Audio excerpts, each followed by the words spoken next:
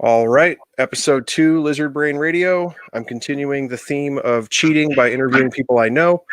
So, Sean Childers, what's up, dude? Thanks for coming on. I really appreciate it. Hey, Bill, how are you? I am really sweaty because I just finished running because my wife and I's schedules didn't quite work out. So, I ran in here, got changed, and I'm going to talk to you. Nice. I'm sweaty too, but just from eating dinner. Fantastic. Yeah, that was the worst thing. I had to make dinner for the kids, but I didn't want to eat before I ran. So I was like, oh, I'm going to try it. That's cool. Used leftover turkey, made this Velveeta skillet thing. Great. I try it. It's amazing. And I'm like, oh, crap. No, I can't eat any of this or I'm going to die when I go run. So I'm starving. Teresa gets home. Okay, cool. Let's run. And I was like, yeah, I just want to eat all of this right now. That didn't work out. Okay. So I kind of just wanted to talk to you about your collection and then just your general experience in herpetoculture, because I think it's really unique considering your work and your hobbies, and it all kind of meshes together. But your collection in general is, I think, pretty unique. So just take us through it, man. Tell us what you're keeping. Yeah, I got some neat stuff at home for sure. I got a handful of bull snakes that I keep and breed. I got a couple big cyclura iguanas, Pablo and Tata. They're given to me from Jim Nessie a few years ago. They are the coolest lizards on earth. Handful of red-footed tortoises and box turtles, a bronia, and a lace monitor. Right. Yeah, that thing's real fun. So with the cyclura, are you just keeping to keep, or are you wanting to produce those? Or my main idea is just kind of keeping them happy forever. If they breed, that's cool. I'm not really putting any focus into it. They have laid eggs for us a couple of times here, but they haven't been fertile yet. So we'll see what happens. They've been together for over 10 years. Right. So, of course, we both live in the Midwest, and that's terrible for keeping reptiles like half of the year. And you just described a bunch of stuff that about half of which is giant or potentially giant. Tortoises take up a lot of space. Cyclura are big. A lace is big. So what's your solution to that, living in a place where it's too cold half of the year? A lot of my living space turns into lizard living space. Half of our garage is dedicated to it. A good chunk of the office here is dedicated to it. Our bedroom's dedicated to it. We got animals in almost every room in the house. I have the same feeling. So I remember when you first got the lace, obviously a super big deal. They're pretty rare in the hobby still. And you posted a ton about it. You still post about it quite often. It's a super cool lizard. But it seems like I have a bunch of monitors, but you interact with it a lot. Mm-hmm. and are really successful with that. Is that kind of something you do with your collection in general, or do you think that particular species is more interactive, or how did that work out for you? I mean, all my stuff I keep at home, I keep it for a reason. So I like to interact with most of it. The lace itself is it's a real aggressive individual. So it takes a lot more hands-on work to kind of keep it from trying to kill me. And it still kind of tries to kill me.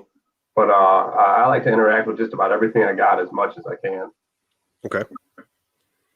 And now with the cyclura, since you were talking about the lace being kind of an aggressive individual, so like my cyclura, this time of year, he's a little bit of a jerk. Mm-hmm. Now, do you see seasonal changes in your stuff, especially because where we live, there's hard season changes? Oh yeah, there's definitely. And when it hits the fall, yeah. And then, he gets a little bit more on edge. I see a lot more bickering between them as the seasons are shifting. So a lot more head bobbing and between the two of them. Yeah. So okay. They don't really get any more aggressive. Maybe a little bit more food responsive. A lot more bickering between the lizards. Okay, so I have the exact same thing. So in my shop, we posted about it a while back, but we had a big male orange iguana who ended up coming here because he was released and a whole bunch of nonsense. And so I set it up so that my quote unquote normal green iguana, they can't see each other, right? Now that orange, just as the barometric pressure changed, if Teresa and I eat lunch in the shop, he is, I mean, he head bob, he's at us, like he's head bobbing at us. He's upset. And then the Cyclura has never really tolerated other lizards walking by his enclosure. So if we get stuff out or we're showing kids, we kind of have to, we can't be doing it in front of his enclosure. He gets really upset. But then this time of year, the same thing, that pressure change happens, and they're displaying back and forth. Like everybody's mad at the bearded dragons, and like everything that's visual is just really keyed up this time of year. Yeah, it's a huge pain when you have multiples of them. Yeah, but it's hilarious. Lizards are hilarious when they're getting all hormonal. Oh yeah, it's awesome. And then now with the colubrids that you keep, do you brumate your stuff? I do. Yep, they're Yes. about a week away from going all the way into this modified incubator that I have that I use for brumating. So it stays out in the garage. The garage will get below freezing in a couple of weeks here once the ground freezes. So I've got a little heat at the bottom of it and a little thermostat. So they'll sit in there for about the next 2 months, right around 50 degrees. And then they'll come out, they'll feed for a few weeks and look to breed again. Okay. So what is your process getting them ready for that as far as food and water and all that goes? Usually around here, I'm pretty comfortable feeding them through about mid-October. We'll still feed weekly through mid-October. And then we'll start cutting the lights down a little bit sooner. And about October through mid-November, we will give them a kind of a clean out period. So keep the temperatures consistent, but let them kind of pass any waste that they have in their gut. That way it's not rotting on them as they're cooling down. After that month clean out period, we'll start dropping the temperature and then put them away for 2 months. So now, is that something, are you weighing anybody, or are you just kind of eyeballing it, making sure they look as fat as you want them to look? Or I've always just kind of eyeballed it. I'll water them every week too. Probably should weigh them in all honesty, but it's worked for me so far the past couple of years. Now, in the same vein, once it gets these cold temperatures, what is your game plan with the tortoises? They're indoors. They're in the office right behind me here. Radiant heat panels across the top of the enclosure, so that keeps them pretty warm. Okay. Awesome. And then now, I assume anybody who's watching me actually knows who you are, but some people might not. So one of the reasons I think you have a really cool perspective is a lot of people that are interviewed or the subject of interviews for herpetoculture social media are people that breed or people that are somehow involved in the industry. And it kind of seems like maybe that's a part-time gig. Like, oh, I breed geckos, but then I do whatever it is I do, and that's how I buy geckos or whatever. You actually, that is your full-time job in the retail side of herpetoculture. So Chicago Reptile House, I love you guys' shop. I'm obviously a local, so I get to go there, which I know is kind of a big deal for some people because it's really heavily associated with NARBC. And also I see you there. I see you at Sewer Fest. You're like, I posted that actually about this episode. I don't know if you saw it, but like I said that you were a fixture of herpetoculture in the Midwest because like all the stuff that I do, you're there. You know, I mean, you're involved in some way. So my thought process behind the podcast in general was that most of herpetoculture social media, especially when it comes to podcasts and YouTube stuff like this, is really snake centered, and a lot of it didn't.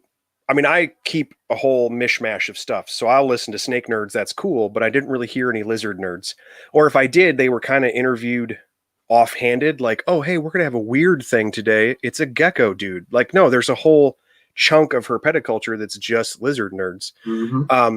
So like, you're in a retail environment. You guys actually have a really large range, I think, from things that are quote unquote beginner to advanced, and you have all sorts of different stuff. What do you see, or what do you think between lizards and snakes? Do you think there's quite a variety? Are new people kind of trending one way or the other? I know as people progress, they kind of pick their stuff, and people might get a little more specific. It's actually kind of weird that the two of us are talking and we have a whole mishmash of things. That's not normally how it goes in the conversation, I feel like. What do you see when people come in who are kind of new, or, you know, first timers, or maybe just this is like their first foray into an exotic pet? Do you see a lot of differences? Is everybody getting a corn snake, or like how does it go? No, like I really see 50-50 at the reptile house there between people getting their very first reptile or people coming to see it as like a destination place. So they're already into reptiles. But Okay. for the beginners, I deal with a lot of people getting what we call like a gateway reptile. So the bread and butter, the bearded dragon, the leopard gecko, crested gecko, or the ball python. And it seems like no one's really stopping with that. I guess YouTube helps out a lot, just social media and whatnot. Everyone that's getting one reptile, they're getting two reptiles, they're getting three, they're getting 10. It's like wild. So do you see that as a trend that people aren't just like, I'm going to get a king snake and then have a king snake for 10 years? Do you see people getting, I'm going to get a variety of king snakes or 3 or 4 morphs? Or that's the minority now, is the person that's getting just one pet snake and they're going to be happy and content with it like forever. So everyone really, yeah, a huge percentage of the people coming in, they're building a collection. Wow. Yeah, I think part of probably COVID's doing a big part of that, because kids are stuck with their nose in their tablet for all day, every day. They can't go to school and whatnot. So they're searching YouTube videos, and they're watching great videos from Brian Barczyk. They're watching Snake Discovery. They're watching all these great YouTubers, and every one of them's got a huge collection, and they're maintaining them responsibly. These kids are seeing this is something that they can do at home, and like parents are going for it. Right. Well, and then so that's something I've talked about too with quite a few people, is the industry in general is allowing people to do that now, because like equipment and enclosures and racks and heating elements and all, like we have awesome stuff. You know, when we first started, you couldn't keep half of this stuff because your equipment was just garbage. And that wasn't the fault of the company. It's because there was no money to figure out how to make a cool UV bulb unless you were a plant nerd. So too bad for the fish guy, you know, and then nobody even knew who the lizard guy was. So, I mean, just being in the retail side, like, do you think that's made as big of an impact as I just kind of feel like that as a person who's buying this stuff, but like in your line of work, you know, the fact that you can offer all of these things to people lets them care for crazy stuff. And then you can also show them the species of like, hey, now I can help you keep things that need UV or keep things that need special food and all this stuff. Absolutely. A lot of the more technological products that are out nowadays, they're making a huge difference in people being able to just keep these animals. Say, even just as recent as 10 years ago, mercury vapor bulbs were way different. UVB lighting was way different. Kids were accidentally killing these animals. They didn't mean to, but they were failing to thrive in captivity just because the products maybe weren't up to par at that point. But nowadays, people are having a lot better success. You're not really getting a sour taste after losing your first reptile 6 months into it. You're keeping the thing alive for 15 years now. Right. So I know for you guys, it is a lot, and it's not, I'm not trying to say it in a disparaging way, but like you guys sell a lot more pet type of animals, things that would probably be a little more common. You know, you're not going to have to like Google the scientific name. Folks that are in herpetoculture would know what it was when they came into the store. Mm-hmm. So I know like a lot of people talk about, you know, like sudden reptile death, you know, people get in imports and things like that. Everybody struggles. You have to treat them and dehydration and so on and so forth. For you guys, like how big of a difference has that made? So we had a huge jump in equipment, right? And now you guys are able to source things from people who are breeding the stuff. You know, you don't have to rely on a random crate from whatever country and then hope that in your back room you can get it good to then be able to sell it to a customer to teach them. You know, you can straight up now be like, oh, hey, here's this captive bred animal.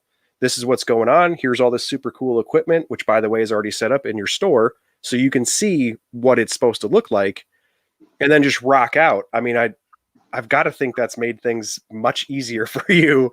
Absolutely. You know? Just with the help of that, I'd say a good 50% of what's in the store right now is either bred in-house from us or locally produced within about an hour. Very few real imported animals are coming in to the shop nowadays. And those that do, they're coming in from really good, reliable sources. They'll get treated on their way in and on their way out. So it's you're not really getting that sudden reptile death thing anymore. Right. And now, do you see more So when you're talking about things that are coming in that maybe aren't from, aren't captive bred or whatever, is that more of someone who's asking for something like, hey, can you get me this weird thing? Or is that you guys wanting to try out like a new, I don't know, that kind of seems weird. Like, how do you gauge that, like, as far as products go? Like, if this brand of light bulb is selling, well, then that's a better brand for you in the store. But then as far as species go, like, how do you try to gauge that? I mean, aside from like having like the bread and butter stuff that we know for sure is going to sell, we get a lot of requests. The phone's ringing all day, every day, and Really? we'll get 100 phone calls for a green tree python, and they'll be at the shop in a couple of days. You don't really get too many oddball requests. Like we've got matamatas in right now. That's something that is for sure imported. That was a request for a customer, but that's something that we got in within a couple of days. But not not a lot of the crazy like obscene stuff's getting requested at the shop. Okay. So you guys also do NARBC, and I have seen you at Sewerfest. And now, how does that compare to the shop? Obviously, it's a gigantic event, but I mean, as far as the retail side, I mean, you're working the table. It seems like you guys have quite a bit of the same stuff. Obviously, you guys display way more enclosures and equipment and stuff because you have such a bigger space at like things like NARBC.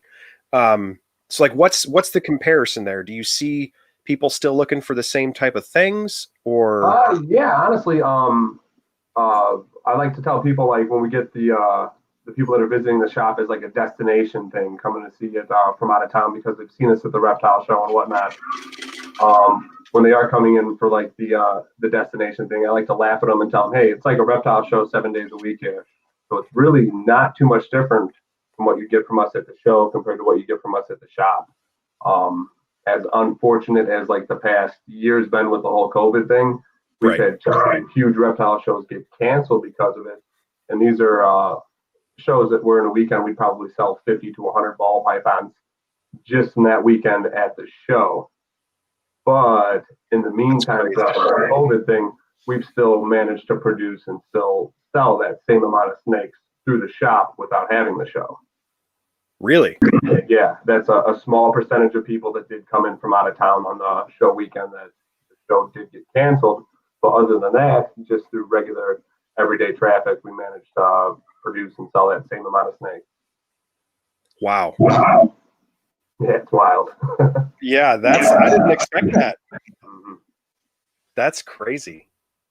So when you're talking about shows like that and just the kind of at the shop in general, but I see more of it at things like NARBC. When you get into animals like you and I have in our collection, which might be a little bit different from what you would find in the shop, probably about half and half. Do you see more? Like, do you think that influences it? Like, do you think people are seeing things like, oh, you're keeping cyclura and doing really well, or you're keeping really big lizards or really big tortoises, and then does someone come talk to you about that at the shop?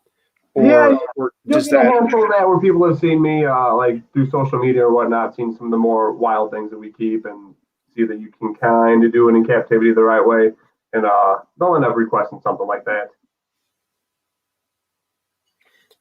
So one of the things that I wanted to talk to you about, I may or may not have the memory of this correct. So we were at Sewerfest. It's been quite a while. And I want to say you had captive bred Chinese water dragons.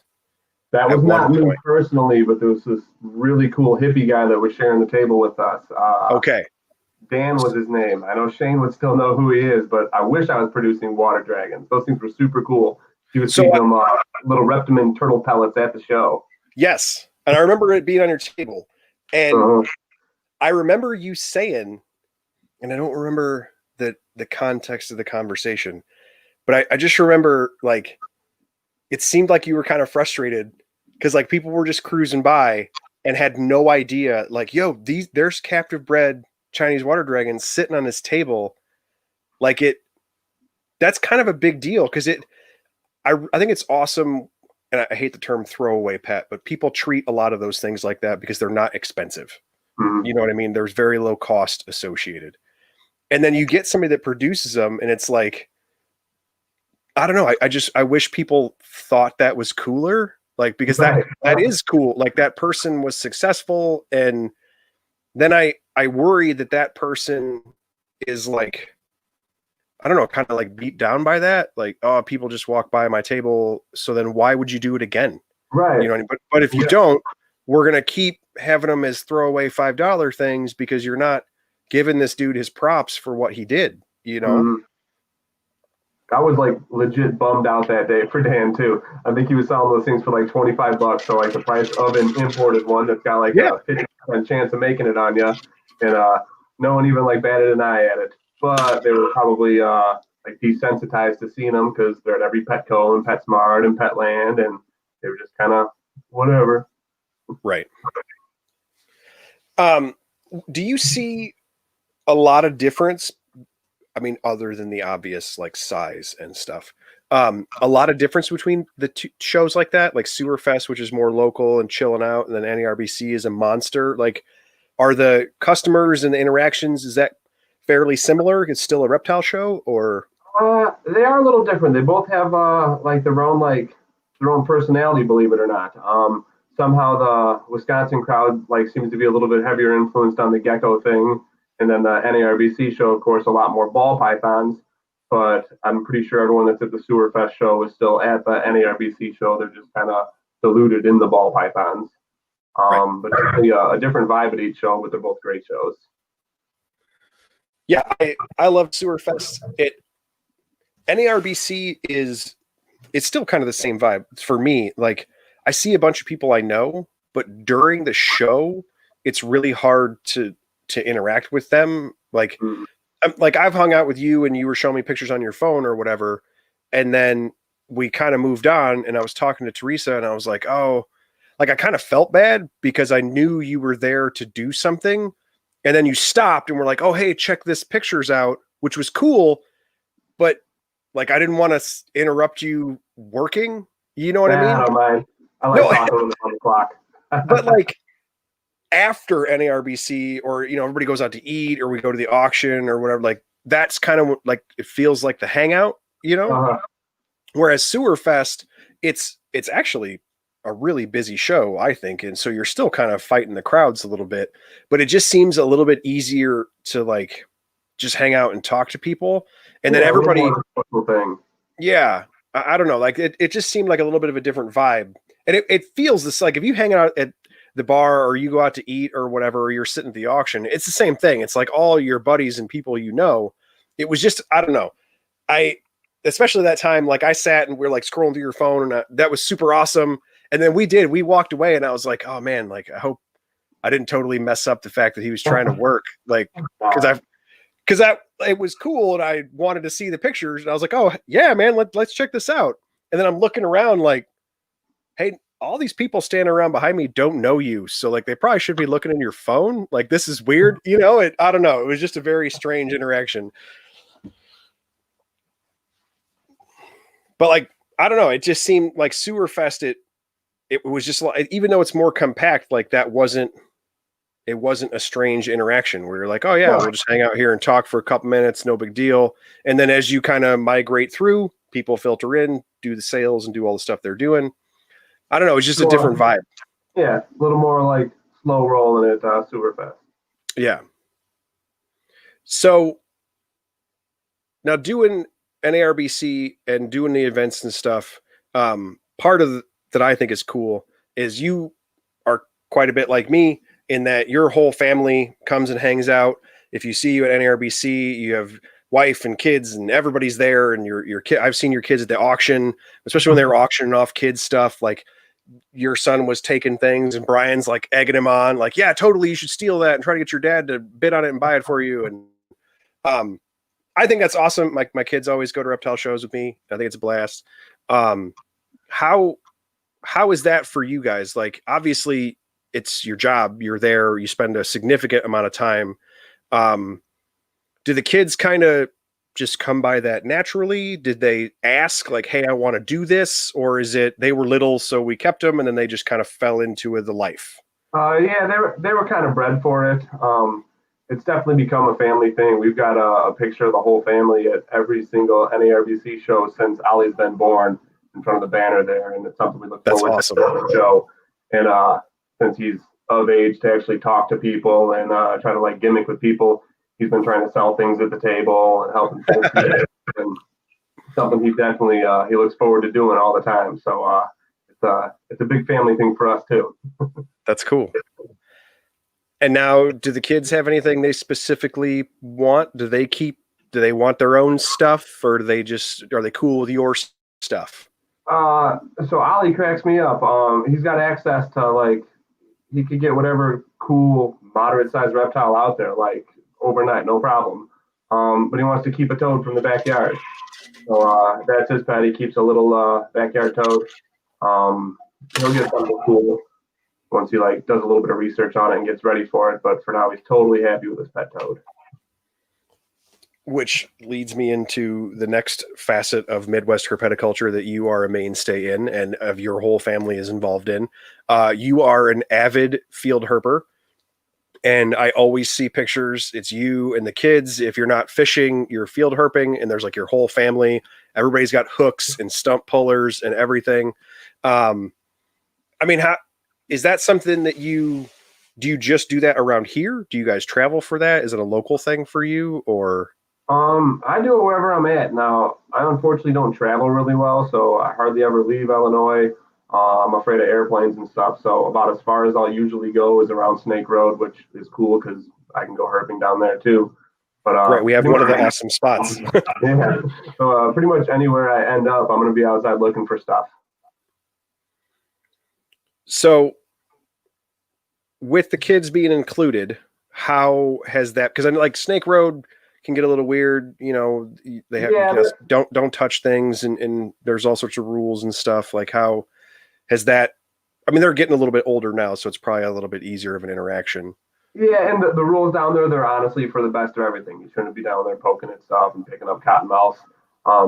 Honestly, it's more of like a safety thing. If you're walking down there with a toddler, you want to make sure the kid's got his feet covered up. Don't be walking down there with sandals. Make sure you got long pants on. Be aware that there's venomous snakes around. You end up stepping on one on accident, which really could happen to anyone down there. You're gonna end up having an accident and then like huge hospital bill or loss of life or something. So we take that really serious when we bring Ollie down there. He's got a bigger pair of rubber boots that run up to his knees. He's told to walk slow. We don't bend over and pick up any frogs that we see or anything. It's being aware of what's right in front of you. A couple of years down there, or a couple of years ago down there, I stepped on a copperhead. Didn't see it, stepped on it, didn't know what part of it I stepped on it, and it flipped up and it ended up hitting me in the ankle. And like once I saw it, I had a huge adrenaline rush. I had to stop and kind of breathe for a second. And luckily, the animal that hit me in the ankle was its tail. When it was trying to pull out, I ended up stepping on its head. But it didn't bite me. It went the other way. But definitely scared me. Oh yeah, I was there looking for copperheads, and I stepped on them. I mean, mission accomplished. You did find it. No, I totally get it. My wife is from Kansas, so whenever we go back and visit the in-laws, I like to get out and go look for stuff. You know, and we're the same way with the kids. You know, my kids are a little bit older than your kids, but it's been the same way since we started going out there and visiting the in-laws. Is just trying to explain to them, and even Snake Road compared to where we live now, like, hey, there's a massive difference when you're in this place. You know, out that way, we find way more box turtles and benign type of things, you know, but it's still really trying to preach to a 10-year-old or even now, you know, Milana's in high school. It doesn't matter. Like, hey, just because you have legs as long as mine, don't be outpacing me on the walk. Because if you don't hear these bushes rattling, there's a serious problem, you know, and it's really just trying to hammer it home for them. But like, I don't know, it kind of sounds, I don't know, I don't want it to sound irresponsible, but like they grew up in it, like they understand. And I feel like my kids, of course, like I'm probably biased because they're my kids, but like it feels like my kids kind of listen better, you know, because they know what I'm talking about when I say like, oh, hey, when I went to school here and I met your mom, we found copperheads or we found rattlers or whatever. So if we're going to go to this place and like take pictures, they know what those animals are. and they know that they're serious. And so if I tell them like, hey, this isn't like when we're catching garter snakes, you know, this is for pictures and so on and so forth. Like, I don't know. It just seems like they take the advice or the directions better because they have the background knowledge. If that makes sense. As good kids come from good parents. So, one of the things I think is cool, by the way, especially with the kids and herping and stuff, you guys post tons of pictures of all the different things you find. Like that's half of the fun of herping is sharing it with your buddies who couldn't go and things like that. You guys are like, at least in Illinois, it seems like you guys are kind of running out of lifers, and Ollie is running out of lifers like really early in life. Like he hasn't had a whole bunch of life to find all these lifers. Like, I don't know. I thought that was really cool. I got this really cool thing that Tony, my wife, got for me for Father's Day the first year Ollie was born, because we took him out herping like as soon as we could leave the hospital. But it's a little scrapbook. Every year we've got a life list of every new snake or whatever he's seen that year, every new fish he caught throughout that year, and a handful of pictures. It's one of the best things I got. Like, that's my prized possession. So cool. That is cool. That's awesome.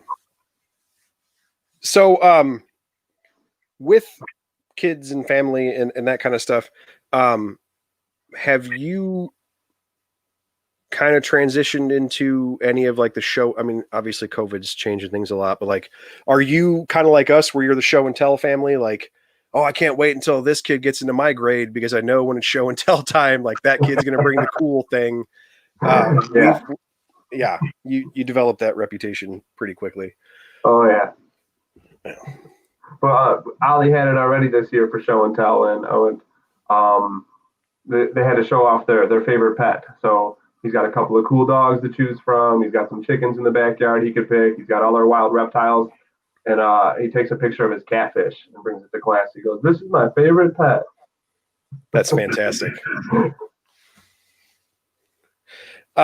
So we did have a question from people who are following.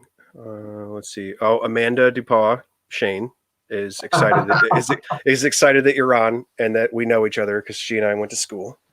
And then we have I want to go to NARBC Tinley. I've been to Arlington a few times, but I want to try Tinley. Which time of year do you think is the best to go? I said October because the show I think is bigger. But if you're local, it's kind of cool to go in March, I think, because the crowds aren't as big and it's a little more chill. And since I live here, so I can just go there. I kind of like that part where I can just kind of roll in because it's March. We are spoiled living within an hour of the show. Oh yeah, big time. October is a really cool show because it's so big, but then, you just kind of get the downsides of big shows, crowds and strollers and so on and so forth. But that's kind of to be expected. I don't think that's a huge downside, really. So you have gone for years and years to that particular event. What, I don't know, like, I guess how is that kind of evolved? Like, especially with the shop is so heavily involved. Brian obviously is a fixture of it with Bob and them, and then you working at the shop, manning the table. Just in the time that I've been going, man, it's expanded. It seems like people with their booths and their setups are just, it's not just 5,000 deli cups. Like there's cool stuff now. The auction is getting absolutely ridiculous with all the awesome things they're auctioning off. Like how has that progressed for you? It's gotten bigger and bigger every year that I've done it. Bigger in the size of our booth, bigger in the amount of snakes that we're producing, bigger in the amount that we're selling there. Other people's booths there are huge. It's getting huge. Attendance goes up every year. It's a monster. It's like out of control. Yeah, I realized that probably, I don't know, maybe 2 years ago ish. So we were getting our little tickets for the auction and stuff. And I saw Phil and he was like, "Oh, hey, for real, you guys need to get there like quick." And I was like, "Yeah, man, for sure. No problem. I'm gonna go hit the silent auctions or whatever, and I always go check those out. Cool. And he was like, no, really. Like, I don't know what we're gonna do with all these people.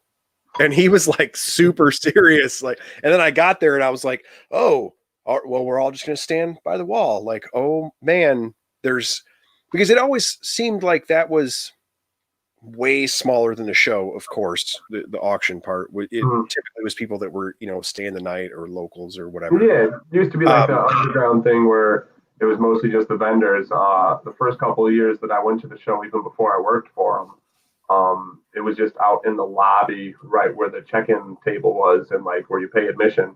And right, maybe 50 people doing it, and then the auction got bigger every year, to a point where they got to charge admission for it nowadays. Otherwise, people are eating all the appetizers and not contributing to the auction, and just ends up being a big old flop. Yeah.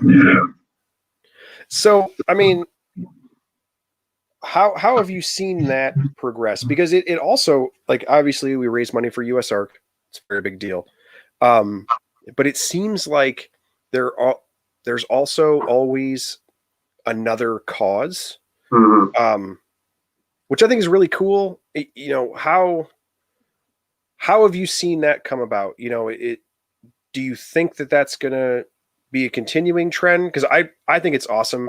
And it always seems like we kind of find a way to contribute to whatever the cause is. Like we never have an extra, oh, well, we're going to raise money for this and also USARK. And then the secondary cause kind of doesn't really get any play. I've not experienced that. Like when I have been there, the secondary cause, whatever it may be, people are in, man. Like they're bidding, they're real serious about it. Especially a lot of times it's typically for folks, or it recently has been for folks that had, family issues or healthcare and things like that. And people are hardcore. Like they're bidding on stuff. People spend a lot of money. They're very generous. And then also, USARK auction is kind of a standard thing. We all know people are going to spend a bunch of money on cookies, and like there's like funny standard things that people are just charitable about, but the secondary causes I think is really awesome, and people really dig deep on that. I think it's really cool. Oh yeah, absolutely. People are very generous in those. I think, I don't know if it's unfortunately, but it probably will continue in that way in the future. I don't know if it's just because that many people are in the industry that unfortunately accidents are going to happen or people are going to get hurt. So there's going to be causes to benefit. Right. Or even in past years, like maybe we got lucky one year that maybe there wasn't a tragedy and there was a secondary benefit for Dr. Terry Cullen, who was doing crocodile conservation. And there was actually a pot of money passed around for him. So I think there's always going to be a secondary or a third thing that they're raising money for. It's just a great outlet. Might as well. Right. So you have talked about a couple of times in different ways, all the production at the shop.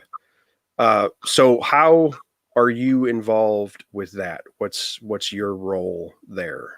Well, ball pythons bore the heck out of me, and I try to touch them as little as possible. I've got a couple coworkers at the shop that do all the grunt work, and I would do it honestly. Like they're great at it. This is picking up poop. This is changing one water bowl after the other, in a collection of about 300 adults, and maybe 3 times that amount of babies, like towards the end of the year. So it's tedious work actually farming the ball pythons that we produce at the shop, but I get to sell them to people on a daily basis. For sure. So now in the shop itself with the different setups and things, you, at least when I've been there, you're kind of a jack of all trades, man. Like I see you cleaning and feeding stuff. I see you talking to people and holding things and showing them stuff. And then I also see you manning the front. I mean, you kind of do everything that needs done. Is that kind of how it went for you? Like, did you progress through, like you just got listed all these different jobs and then now you're kind of the ringmaster with Brian? Yeah, when I first started there a little over 10 years ago, it was just 1 day a week, and then another kid ended up leaving and ended up picking up 3 days a week, and just kind of progressed from there. Talking with customers and setting up kids with reptiles, it's like really easy. I guess it's kind of an art form that not everyone understands, but like helping these people and getting these things figured out, it's really, really easy. So progressing through that part's pretty easy. Talking over upset, talking with upset people on the phone is pretty easy, and running the cash register up front's pretty easy too. So it's just a matter of being able to handle what's going on there. Right. So where do you see that going? Like, do you think that are you thinking like we're going to continue on the ball python trend, or are you seeing, cresteds, or how does the retail scene look to you for someone who's so heavily involved in it? I wish there was a next big thing coming out. Like 10 years ago, someone would have said like, oh, boas are going to be the next ball python. There's going to be just as many morphs and they're going to go just as crazy. And someone said maybe, oh, blood pythons will be the next ball python. Unfortunately, you can't really compete with the nature of the animal and how easy they are to produce in captivity, and just their curb appeal. People are really into them. So for every 10 people that are bored with them and moving on to the next more exotic species or larger species, there's 100 more people that are just getting into it that the ball python's perfect for them. So I don't see those going away, unfortunately. Really? Mm-hmm. See, and I'm actually glad you said that, because if you wander around reptile social media and you are a person who is, I don't know, this sounds like bad or whatever, but like more experienced, like you're not a new person, right? It seems like a lot of the voices you would be hearing and a lot of the voices you'd be listening to are saying the opposite of that, of like, oh, I'm over it and I've moved on or whatever. And I always thought that was funny, because a lot of those people that say that probably actually still own some ball pythons. It's just that they bought a quote unquote cooler thing, or I don't think they necessarily left that part of the hobby. I think they're just diversifying and don't want to talk about their old side. Yeah, it's just like a status quo thing. They're one of the best beginner reptiles out there for a reason. So everyone's going to start somewhere, and like when you get on the whole social media thing or the reptile industry or the whole YouTube thingy, that's still just a huge fraction of like the general public out there that's actually getting into reptiles. You might have 2 or 3 ball pythons based off of watching a Brian Barczyk video before you realize, hey, there's like social media groups for ball pythons, or there's shows where I can go and get this. I saw this guy's YouTube commercial. So the ones that are getting into the community or getting a little bit deeper, staring down that rabbit hole, I think a lot of it's like peer pressure, kind of getting into the next thing. But again, for every like one person that's getting onto the next animal, there's 10 more that are just getting their first one that they're going to be infatuated with the thing. So that you see that, like, that there are like a large percentage of the people are newer and are kind of on the starter end, you think? Absolutely. This big, how did Kevin put it? Like 12 years ago, there was a podcast, Reptile Radio. Kevin McCurley was in it. Yep. At a different stage in life where he wasn't so thrilled in the reptile game. He was describing the industry as a giant reptile pool. And he was upset with how all the new people were jumping into the pool and forcing the old ones out. There's a huge amount of people still jumping into the pool. Way more people are getting into it than are getting out of it. Wow. See, and that, I don't know, I guess, like, of course, COVID has changed all sorts of stuff, but like a lot of the times that I had been to the shop, like it always seemed like the other people that were in there with me were kind of looking in the same areas that I was looking. I didn't really see, of course, I'm not there every day like you are, but I just being a casual observer, you didn't really see as many of the brand new people or newer people. And of course, that's going to be kind of the echo chamber thing. Like, I'm going to congregate to the people who are doing what I'm doing in the first place. So it's probably, that's going to be more of what I see anyhow. So you were saying before that you notice a lot more people that are getting a collection as opposed to getting single animals. Do you see, like, do those kind of trends hold together where you're newer, so you're getting less advanced, I guess, more beginner species, And so you're doing a collection and it kind of is the same entry level stuff? Or do you see people, are they trying to branch out pretty quick and like, hey, I want to try a chameleon, or like I want to do this advanced thing? Or how is that vibe kind of going? That's another one that I see pretty split on. There's ones that again, like if they're getting into the ball python thing, in their mind, they're going to be a big time ball python breeder, so they're going to be investing in their future product there. Um, and then I'd say maybe half the people that are getting their third or fourth reptile, they're starting to get to the point where they're progressing. They're bored with that first one, and hey, maybe they want to try a king snake now, or maybe they want to try Amazon boa, or maybe a blue tongue skink. So of the habitual reptile collectors, I see about 50-50 in ones that are investing in their future business / just kind of putting their own zoo together. Okay. And do you see people, like, if you start out with balls and kings and corns, are people sticking to snakes, or I started out with a crested and leopard and now I want a blue tongue, or are they just shotgun blast and snake to lizard to frog to Usually it's a shotgun blast, but a lot of people will kind of tune it up over time. But I do see a lot of shotgun blasts where 6 weeks into their reptile collecting thing, they're starting to get a little over their head with the things that they're getting. But for the most part, a lot of them will tone it down after that. So do you see a lot of people over long periods of time where, oh, hey, I came here for a ball, and 5 years later, it's either they actually are into a clown project or whatever, or they're coming back like, oh, hey, now I want to get weird with dart frogs, or like, are you seeing long-term people and how they change over time?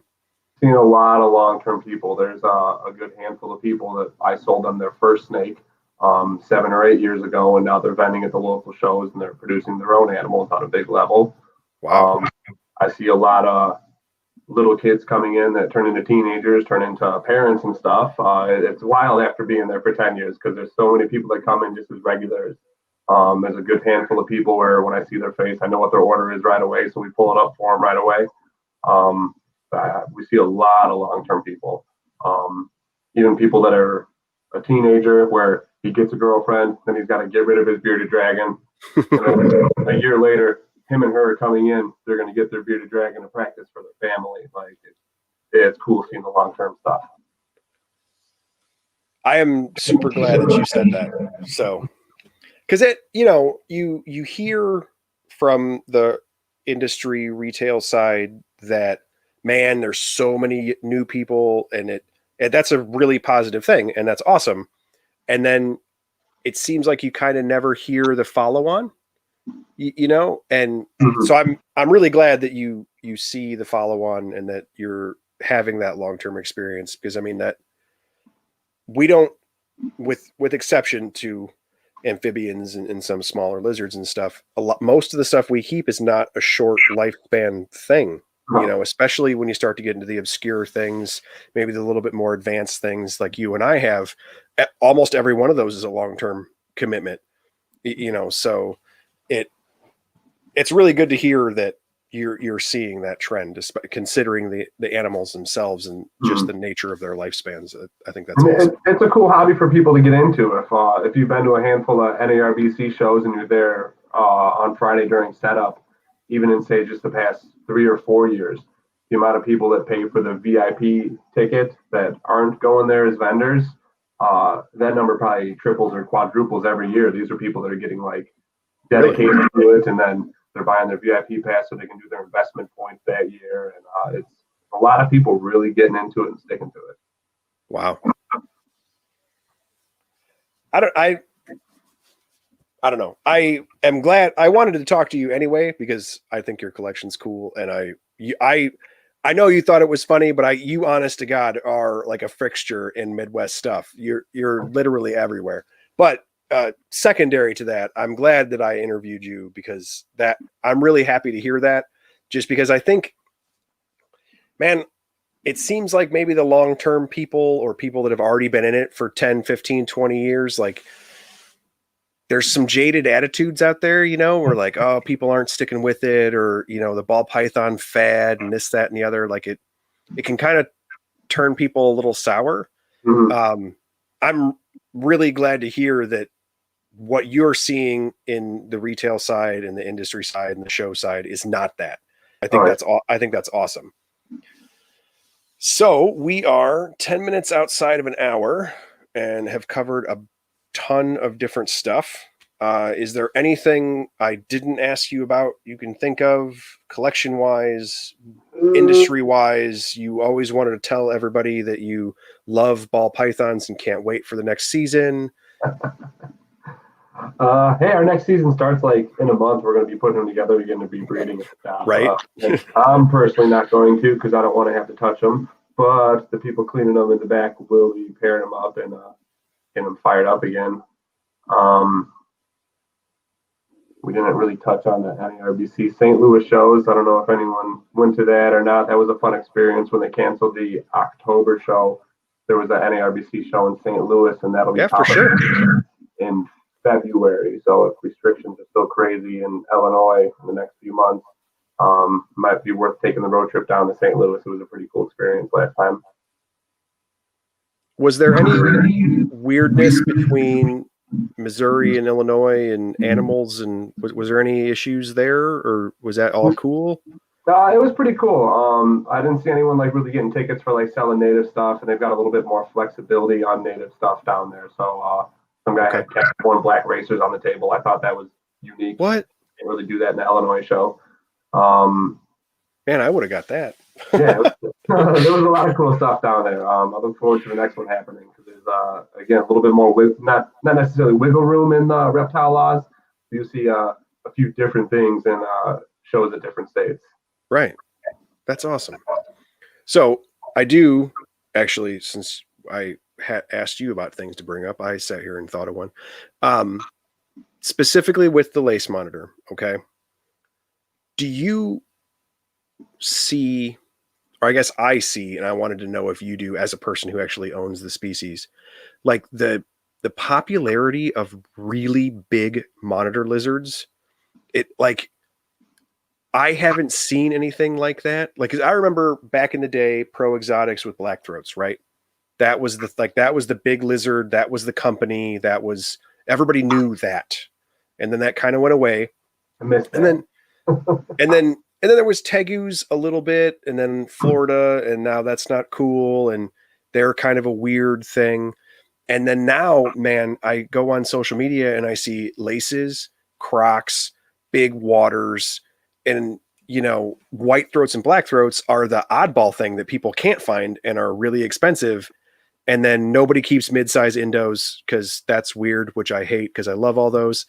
And you still are always going to have the dwarfs because everybody loves Ackies and things like that. But like, how have you seen that come about, with the really big stuff? Like it just seems to me like it's becoming a lot more popular. It is popular right now. I think the water monitor thing is absolutely going to happen. Kevin's having really good luck with breeding those things in captivity, having like multi-generation captive bloodlines. So those things are like super domesticated, and like that is going to be a really cool semi-practical pet dinosaur that not most, but a small percentage of people will actually be capable of taking care of. Lace monitors, it's going to be a little bit different for a few years because their price tag, I got a feeling it'll be a little bit before it does come down. My individual is like the most aggressive animal I've ever dealt with. It really sucks. But all of its siblings and its parents and all the other laces that I've been lucky enough to play around with have been like total puppy dogs. So I think there will be more potential to them in future years of mellowing out and being like realistically captive produced and kept, but it's going to be a little while. The croc monitor thing, it's not going to happen, and it shouldn't. They're illegal in our state. And like the price tag on them is just going to spook people for something that's probably not going to breed in captivity. I got a funny croc monitor story. About 13 years ago, I had one. Fresh out of high school, my first like full-time job, my first paycheck, buying a croc monitor. So I had it out at a show. I was holding it, showing to people how cool it was, and it turned and bit me on the wrist. It was about 6.5 feet long and chomped on my wrist, let go, then it bit again and let go. And like blood started shooting out everywhere. It was disgusting. I ended up having like severe nerve damage to my hand, damage to the ulnar nerve, got a lot of atrophy to the muscle in the hand nowadays. So like the croc monitor bite thing, it's something to take seriously. I'd like to not have it happen again. But on the other hand, I'd like to personally have a croc monitor again someday. So I'm torn on that. But I don't think they're going to be like commercially available someday or like produced with any level of practicality. So I knew that story, but I didn't really want to ask that story. Were you there that day? No. It was at a crowded show, and like I bled on a bunch of people. I ended up passing out in the bathroom, and my friend had to like call for a medic. Dan and Kevin Sheehan, they're regular local people in the reptile game. They're probably watching this right now. Kevin was like 6 years old, and he ran out to his van and grabbed a first aid kit, and his dad ended up patching me back together in the bathroom. And like when I came to, I went, "Did you call an ambulance? Don't call an ambulance. I can't go to the hospital for this." Oh man, it was disgusting. But I mean, I'm glad that you said it in that way, in that you said they probably won't be available regularly, and they shouldn't. Mm-hmm. You had a pretty bad experience. Life-changing experience. Right. But you would like to have one again as a keeper. Mm-hmm. So obviously there's a dichotomy there, like that really sucked, but the animal is really awesome. And you know, you're trying to weigh that out. Like that's the right attitude. You know what I mean? Like this is that type of species where it's like, oh man, to be able to care for one and to keep it appropriately and see it and experience it. Amazing. Mm-hmm. The downside, you know, and the downside, really, really serious, you know, so I'm really glad you said it that way. And I'm also glad you brought up the story and I didn't have to ask a super awkward question about like, hey, remember this terrible thing? So no, I wish more people. So, like I've probably talked to maybe 20 people since then that were at the show that remember it, and there's probably 500 people in the building when it happened. So, kind of makes me think about the longevity of people going to that reptile show at that time. That there's not more people saying, "Hey, I was there. He bled on me." Right. I don't know. I like that bigger lizards are becoming more popular with people because I personally like them and I keep the majority of them with the exception of lace and croc. But I just got inspected by IDNR. Teresa and I had our facility inspection for the crocodilian stuff and for the rear fang. And we were can we talk about that on air? Was it just law enforcement officer, or was it like Scott? Scott. Actually, yeah. So, you in Illinois, for folks that are listening, not from Illinois or just not big enough nerds to know that kind of stuff. If you have crocodilians or croc monitors or Komodo dragons, if for some reason you were able to get one, venomous animals of basically any kind, they're super serious about venomous stuff in Illinois. You have to have a special permit, you have to have insurance and be inspected and all sorts of things. And then when it comes to venomous, you basically can't own anything exotic. It has to be a U.S. native, and there's all sorts of rules. So because we have a small crocodilian and I also have a boiga, I have to be inspected annually for that.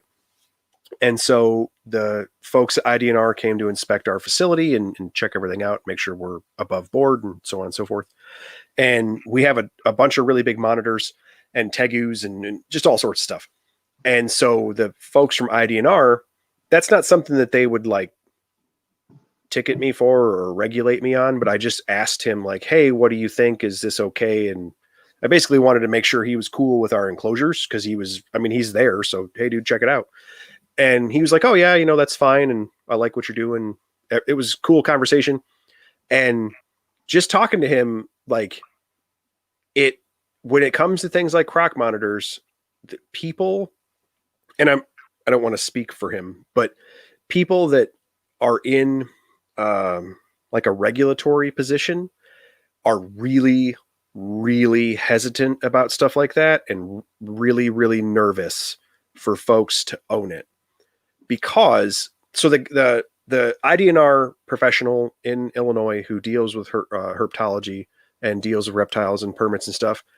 Personally, I think he's a good dude. He's always been cool to me. He's an actual reptile nerd. So like he keeps reptiles. He hung out with Teresa and I, did the inspection, was asking questions. And, of course we had to show all of our stuff and paperwork and so on and so forth. And then once he did the inspection, I asked him like, hey, can you just look at the rest of the stuff and tell me what you think and this, that, and the other. And we just sat and talked like nerds who are into snakes and lizards. Like he's cool.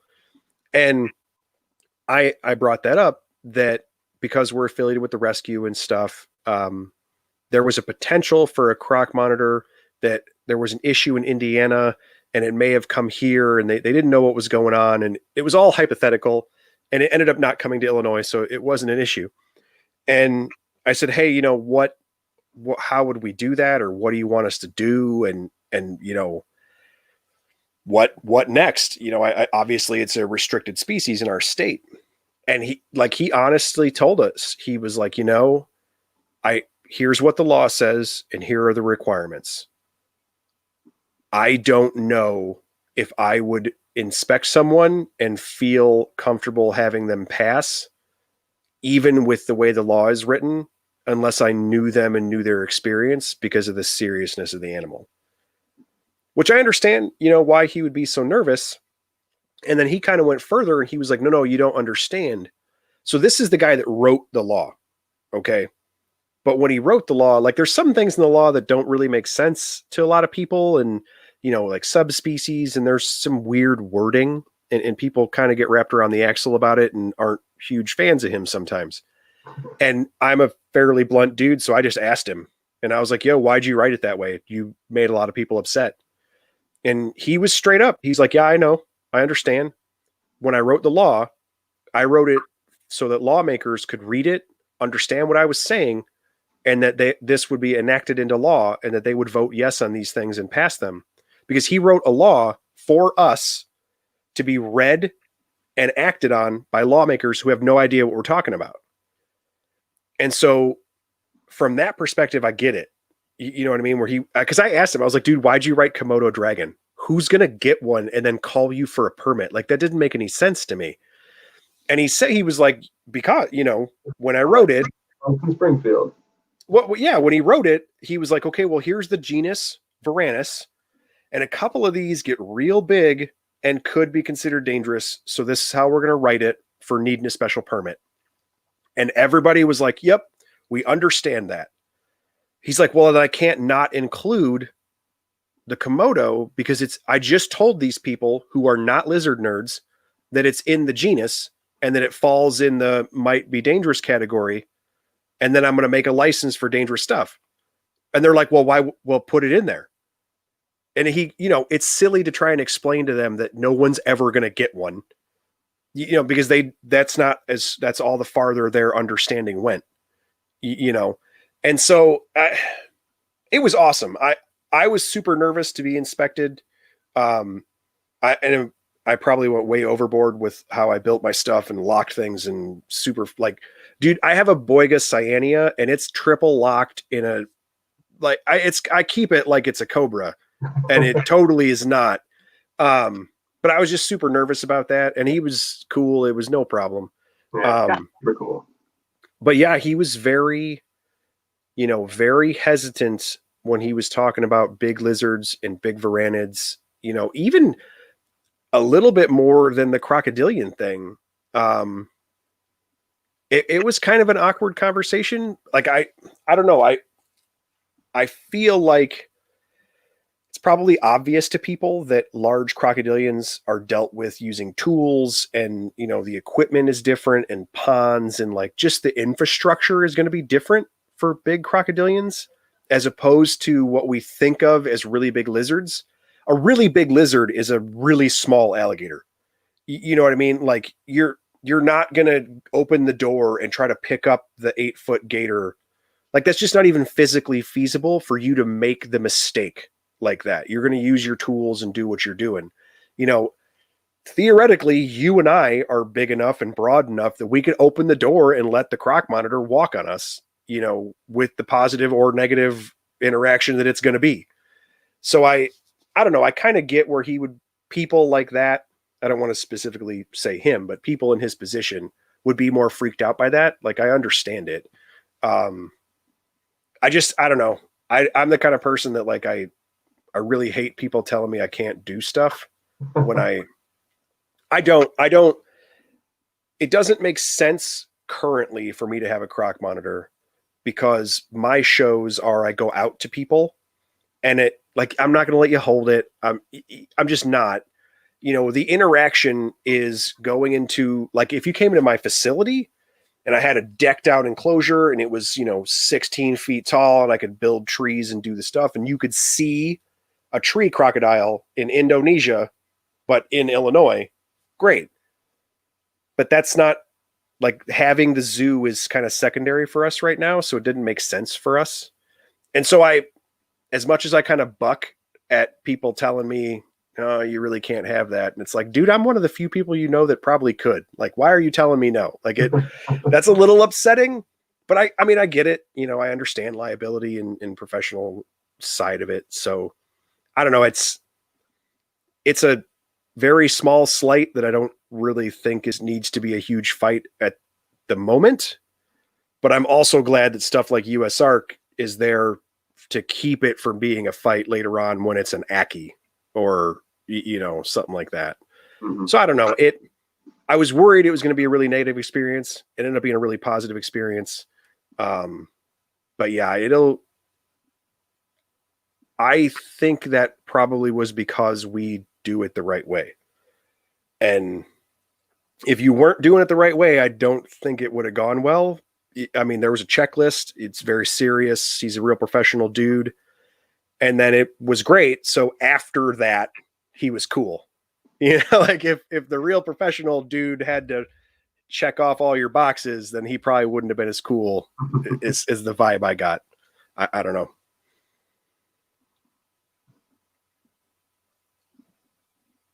And Joey is yelling at you on Facebook. Cavateo? I probably just butchered his last name. I'm really sorry, dude. All right. So we crossed the hour mark. I think we are good to end episode 2. Where can people find you? Do you want people to find you other than at work? As far as Sure. On Facebook, my name, Sean Childers. Otherwise, come visit me at the reptile house. I'm there like every day. We can talk about reptiles and stuff. And speaking of the reptile house, are you guys doing anything specific with COVID? Or are there any changes or restrictions people should know about, especially being in Illinois right now? We are open every day, and we have no intentions of closing, regardless of what may be happening locally. We do require you to wear a mask if you're coming to the shop. They're 11 to 6, Monday through Friday, 11 to 4 on weekends. But we're going to be there every day. Okay. And NARBC currently is planned February, St. Louis, if the restrictions stay the way they are.